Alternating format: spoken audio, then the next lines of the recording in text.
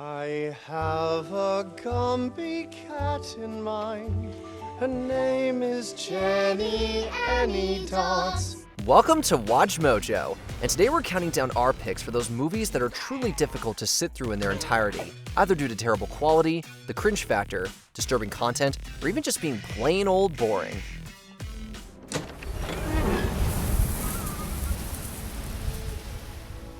Billy Zane.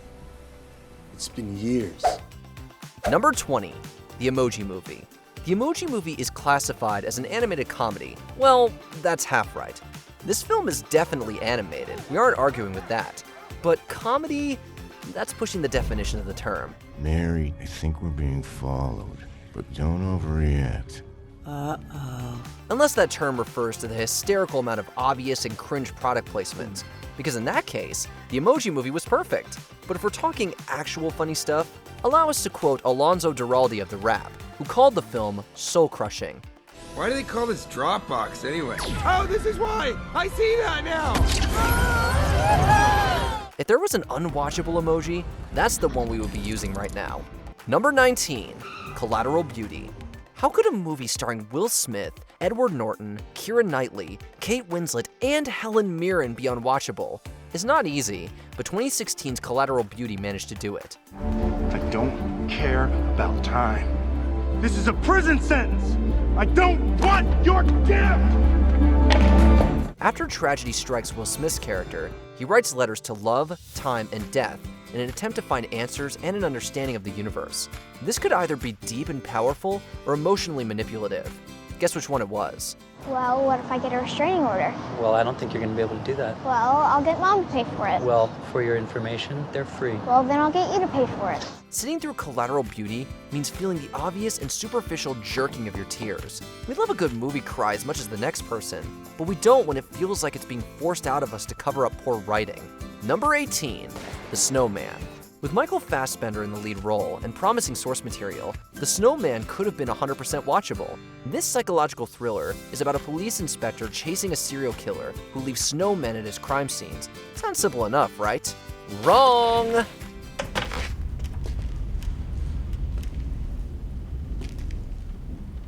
Sit down, Harry. As critics pointed out, the film's plot was all over the place and kinda hard to comprehend. This takes us back to that 100% comment we made earlier. You see, according to director Thomas Alfredson, due to the short pre-production schedule and budget issues during production, 10 to 15% of the script didn't get shot.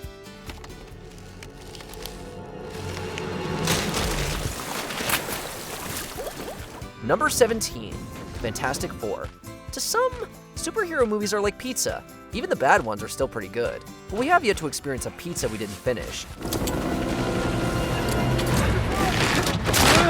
Get down! On the ground! 2015's Fantastic Four is a superhero movie we just can't get through. Given the film's 9% Rotten Tomatoes score, we aren't alone. Not that the 2005 Fantastic Four film was anything great, but it was better than this one. I'm gonna need to borrow your car. The transmission sticks! Not gonna be a problem.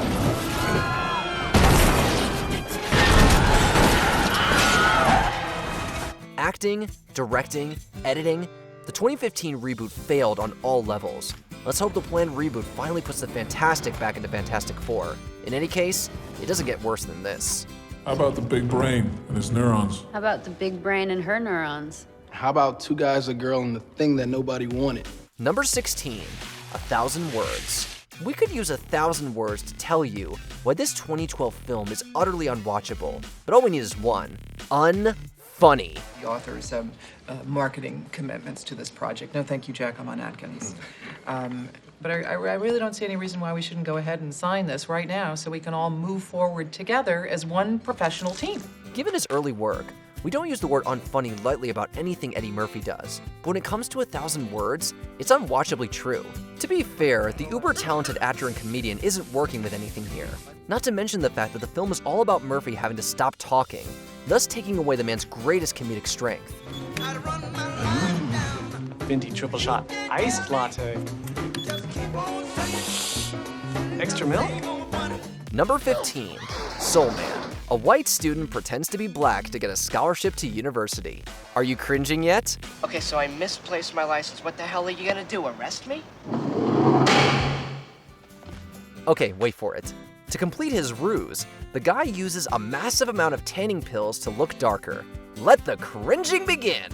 While the filmmakers may have had the best of intentions to explore racism in American society, those intentions were very much not fulfilled. Instead, the blackface-esque makeup was widely criticized. Even beyond that, the movie was a well-intentioned mess that, as one critic put it, approached the topic on the level of a dim-witted sitcom. Sarah, wait a second!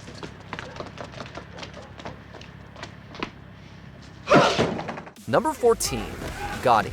John Gotti was one of the most famous New York mob bosses of all time.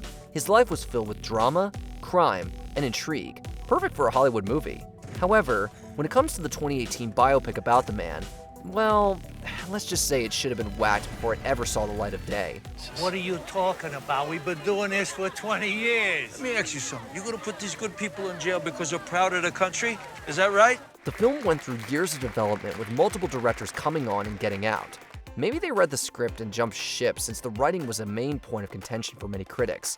Speaking of critics, we're talking 0% on Rotten Tomatoes, and we assume that's only the ones that made it through the entire film. You'll be strong. Okay. Promise. Promise. Number 13, Empire.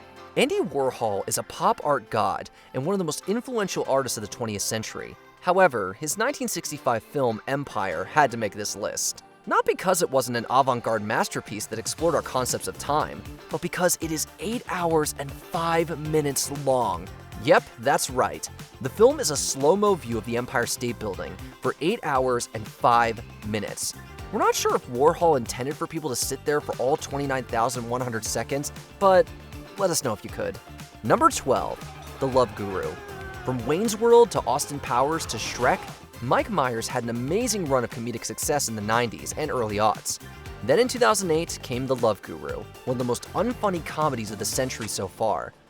I'd like to thank the Academy. Wow, these things are heavy. Yeah. This Razzie Award winner for Worst Picture was so bad and so panned by both audiences and critics that Myers' career almost came to a screeching halt. He hasn't written another film or been the star of a non-animated movie since then. It probably would have been better for him if nobody had watched it.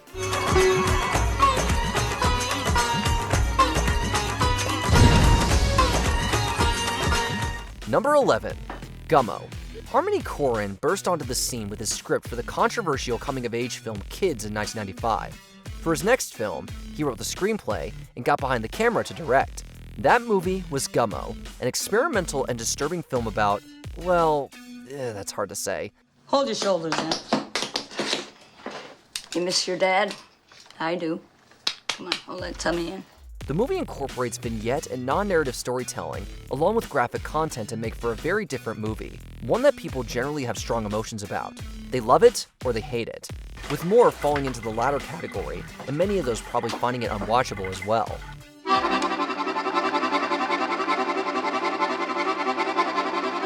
Number 10, Son of the Mask. When Jim Carrey turned down $10 million to make a sequel to his hit 1994 film The Mask, that should have been the end of it. But when the studios have a hit movie, they have a hard time letting go of the idea of sucking every last possible penny from the property. That's how you get things like Son of the Mask.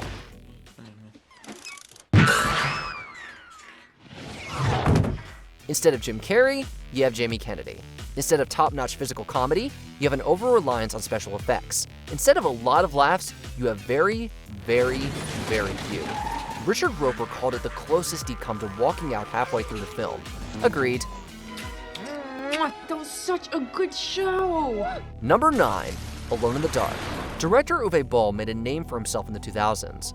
Unfortunately for him, that name was synonymous with making really bad movies.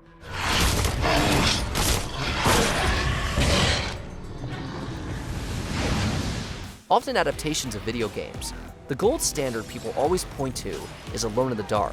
With a 1% Rotten Tomatoes rating and a CinemaScore audience grade of F, this thing is purely awful. Acting, directing, writing, this film fails on all levels. You'd be better off literally sitting alone in the dark than subjecting your eyes to even a few minutes of this film's 96 minutes.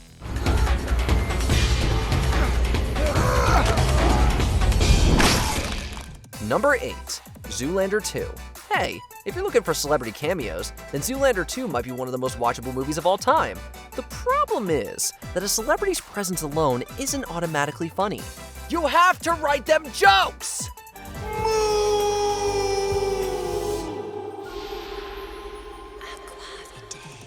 There are only so many cameos and blue steel faces they can throw at us before we realize we haven't lulled in a while.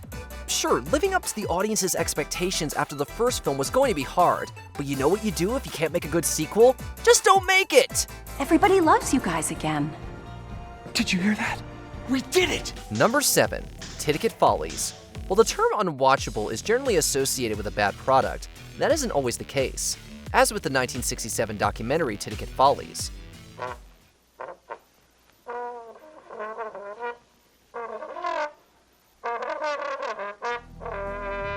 In fact, the film was selected by the Library of Congress for preservation in the United States National Film Registry. No, in this case, the unwatchable nature of the film is the subject matter itself. Filmed over 29 days at the Massachusetts Bridgewater State Hospital for the Criminally Insane, the film captured the harsh and disturbing realities of the institution and the patients therein. It's definitely worth watching, if you can. Okay. Okay.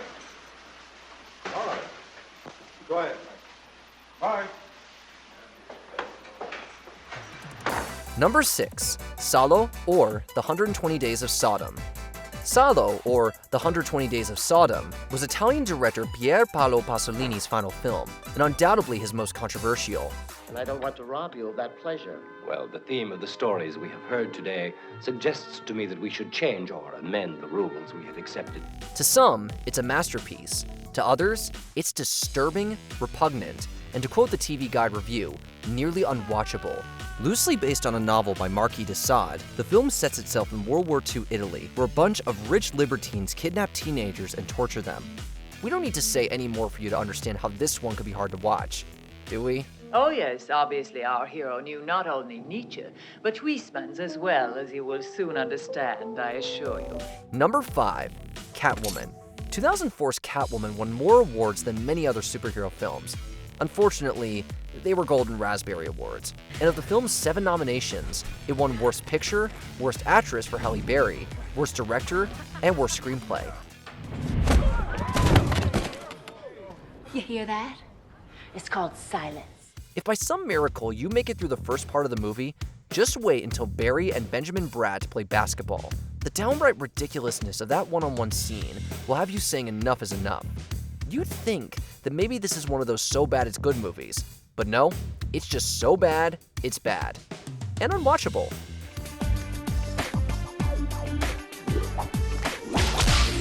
Number 4, Jack and Jill.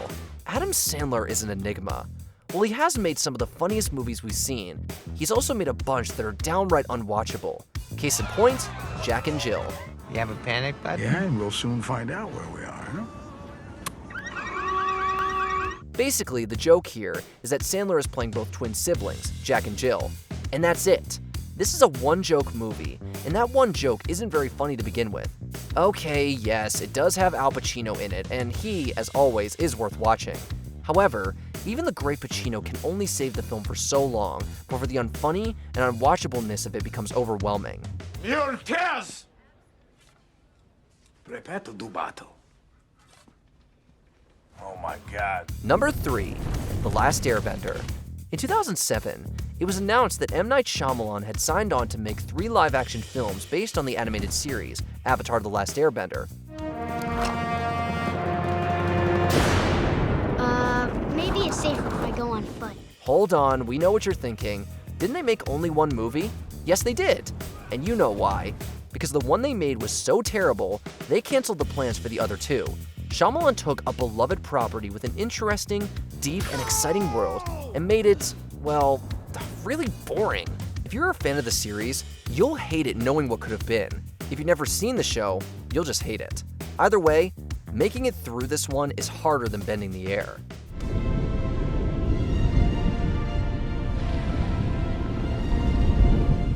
Number 2, Cannibal Holocaust. Now, no one probably thinks that a movie called Cannibal Holocaust is going to be a fun, family-friendly viewing experience. But this 1980 Italian horror film is even more disturbing than you might imagine. How much of the material is without sound? Less than half. Gruesome might not be a strong enough word to describe some of the sexual violence and animal cruelty that assaults the viewer in this movie. Even those who wrote positive reviews of the film often noted the imagery as truly repugnant, and sometimes unwatchable. Just so you know what you're getting into if you do decide to give it a shot. John, I want this material burned. Before we continue, be sure to subscribe to our channel and ring the bell to get notified about our latest videos. You have the option to be notified for occasional videos or all of them. If you're on your phone, make sure you go into your settings and switch on notifications. Number 1. Battlefield Earth. We're sure some of you saw this one coming from a mile away. Bad, unwatchable, worst ever. There are so many adjectives that have been used to describe Battlefield Earth, and they are all well-deserved. And you were waiting for me to be transferred so you could turn it in and get all the credit for yourself. I didn't think you'd mind. I don't mind. Based on a novel by Scientology founder L. Ron Hubbard, the film was a passion project for John Travolta, who saw it as part 1 of a 2-part telling of the novel. However, when this film bombed as hard as it did, that put an end to any chance of a second film getting made. Well, that's a silver lining at least. Imbecile! What kind of crap-lousy game are you playing? How many of these unwatchable movies have you watched? Let us know in the comments.